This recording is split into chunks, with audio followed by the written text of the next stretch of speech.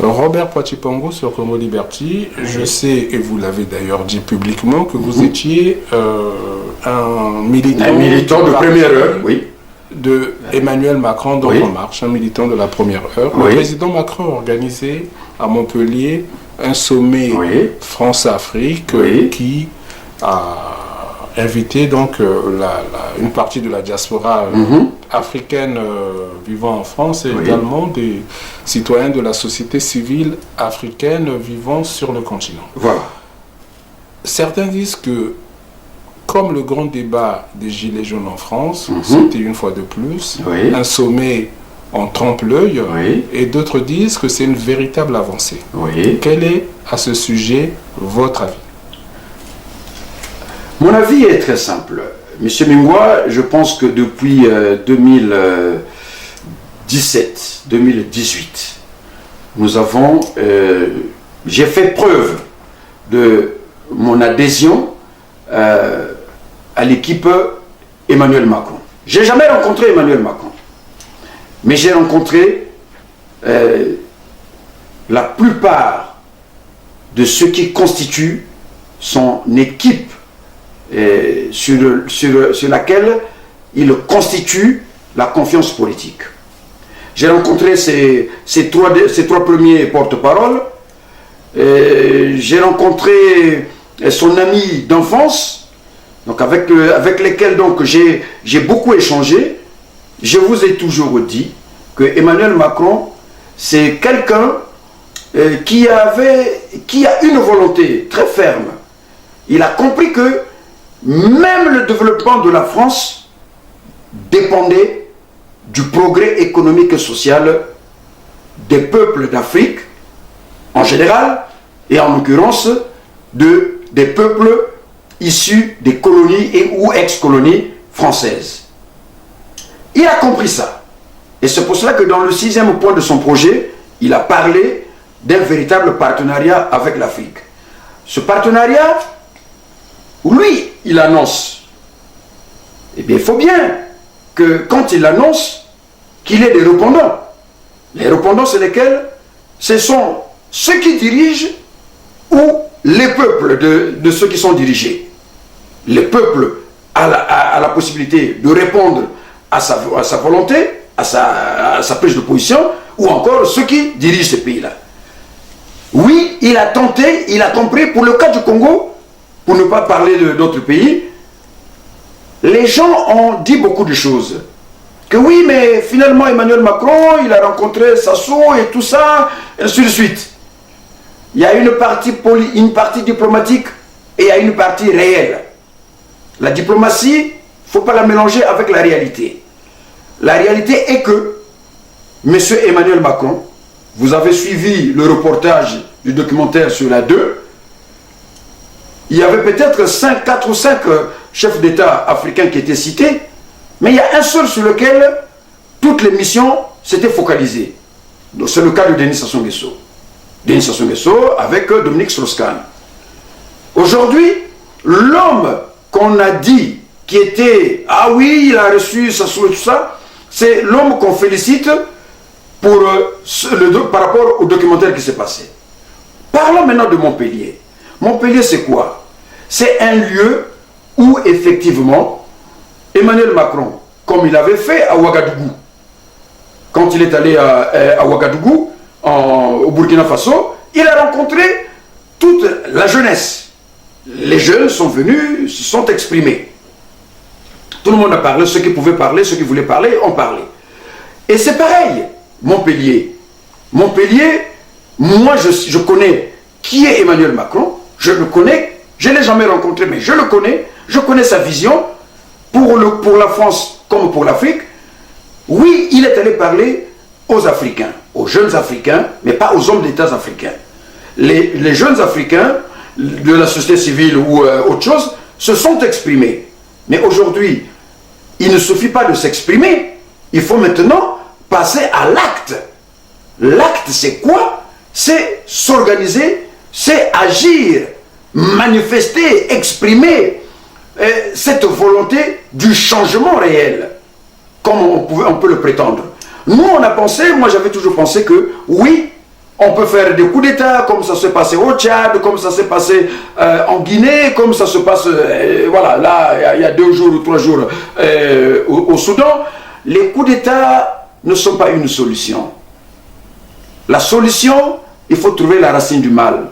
La racine du mal, voilà. M. Robert Poitiers-Pongo, oui. C'est ce que vous connaissez bien. Exactement. Les accords de Matignon. Oui, la racine du mal. Moi, je comprends que vous soyez un militant du parti présidentiel, donc d'Emmanuel Macron. Oui. Mais, excusez-moi, c'est vous qui théorisez sur les accords de Matignon qu'il faut casser, parce que dans les accords de Matignon signés, si je ne me trompe pas, juste avant les indépendances, donc début des années 60 ou fin des années de l'année 59, toutes les richesses des ex-colonies doivent être gérées par la France. Voilà. On parle de la monnaie. Donc voilà le cœur du problème. Voilà le cœur du problème. Et vous pensez que M. Emmanuel Macron peut remettre tout ça en cause? Oui. Il a, pas qu'il a osé, mais il a dit. Il a demandé à tous ceux qui ont parlé, des chefs d'État, hein, tous ceux qui ont voulu résilier leur contrat avec la France sur le franc CFA et donc sur le compte d'opération qui sont domiciliés à la Banque de Paris, que ceux qui voulaient sortir de la zone franc, qu'ils passent, retirer et clôturer leur compte d'opération. Et pourtant on a vu, il n'y a aucun État ne l'a fait.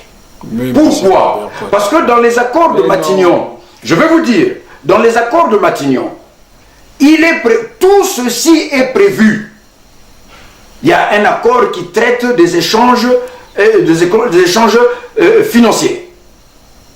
Cet accord dit ceci, que à tout moment, chaque État, tout État, c'est écrit, tout État a la possibilité, qui exprime la volonté de sortir de la zone franc, pourvu qu'il emmène tous ces éléments, le OK est donné, tout est fait.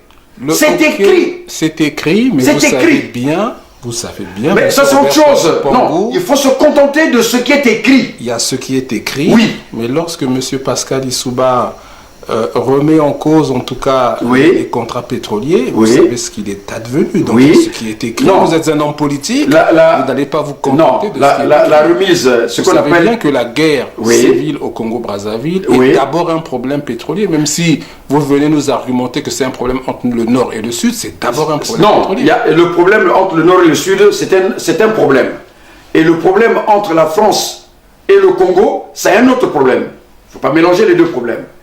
Et entre la France et le Congo, prenons en matière du pétrole ou en matière économique ou quoi, il est question tout simplement de lire les textes qui sont écrits, et dans les textes qui sont écrits, il est dit ceci. C'est ça qui est fondamental. Les richesses des deux pays, je parle entre la France et le Congo, les richesses de deux pays, en fait, appartiennent concomitamment aux deux pays. Donc, ça c'est ce qui a été signé en 1960. Toute remise en question doit nécessiter, tout simplement, que les gens s'asseyent et traitent comme il se doit ce problème. C'est ce que M. Pascal Lissouba a fait en arrivant au pouvoir. Qu'est-ce qu'il a fait? Il a renégocié le pourcentage de la redevance pétrolière. Il a acquise cette redevance, cette négociation-là. Il avait gagné. Il a fait passer de 17 au temps de Denis Sassou Nguesso à près de 34 quand Pascal Lissouba a négocié. Qu'est-ce qui arrive en 97? Il y a un des ministres d'État de Pascal Lissouba qui me le dit.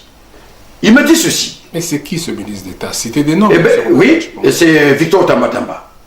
Victor Tambatamba me dit, le président Pascal Lissouba est appelé par le président Jacques Chirac. Sur quoi? Pourquoi? Pour renégocier le taux de la redevance pétrolière qui était accordée à la France, plutôt au Congo. Le président Pascal Lissouba dira ceci: je suis en fin de mandature, donc il faut attendre la prochaine mandature pour que les négociations s'ouvrent. C'est ce que Pascal Lissouba avait répondu à Jacques Chirac. Peut-être qu'il y a eu un deuxième ou un troisième larron et qui a profité de cette réponse pour pouvoir, parce qu'il n'est pas un simple larron, M. Denis Sassou Nguesso, pour le coup d'État qui se produit en 97. M. Denis Sassou Nguesso, quand il part après la passation de service avec Pascal Lissouba, il réunit en Pila tous les militaires qui a travaillé avec lui, et il leur avait promis qu'il ne dormait pas, il se préparait pour le retour. Donc quand M. Pascal Lissouba répond à Jacques Chirac que je suis en fin de mandature, donc je ne peux pas renégocier ces choses-là qui sont chaudes certainement, c'est comme ça qu'il avait compris, donc il faut attendre la prochaine mandature. Mais la prochaine mandature, ça ne pouvait être que ou Pascal Lissouba qui pouvait être réélu, ou alors un Bernard Corella, ou encore un André Milongo. C'était ça. Mais ce n'était pas Denis Sassou Nguesso qui pouvait être élu en 1997. Non. C'était André Milongo, Pascal Lissouba ou peut-être Bernard Corella. C'était parmi ces trois. Pourquoi pas lui-même Pascal Lissouba qui revenait au pouvoir. En ce moment-là, il pouvait renégocier dans le calme, sans tempête. Et ça, nous ne savons pas si ça a été la cause. Mais la cause, ce n'est pas la France qui a certainement dit à M. Mingwa que M. Mingwa prenait les armes, allait faire le coup d'État. M. Mingwa, peut-être qu'il avait lui-même ses intentions de faire le coup d'État en 97. Et c'est ce qui s'est passé. Monsieur Robert Chipongo, nous terminons notre émission. Oui. Nous vous remercions. Oui. Cette interview est la suite de la première que nous avons diffusée. Oui. Nous vous souhaitons bonne continuation, oui, en espérant que très prochainement, vous reviendrez nous voir. Je suis apte et prêt à édifier tous ceux qui veulent être édifiés sur la situation dramatique du Congo.